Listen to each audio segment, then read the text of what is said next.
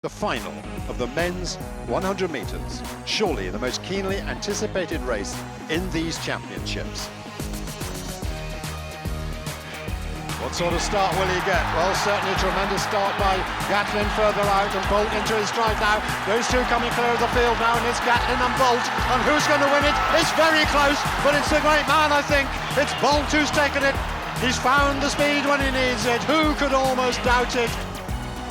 We knew it would be close, it was close, but the clock is showing 9:79 and Bolt is celebrating. The final of the men's 200 metres.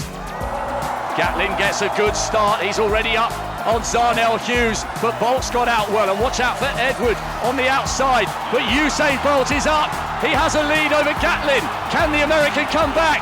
He's starting to close the gap. Justin Gatlin is trying to close, but Bolt's already smiling. Dare we ever doubt him? 19.56. Usain Bolt is just unstoppable.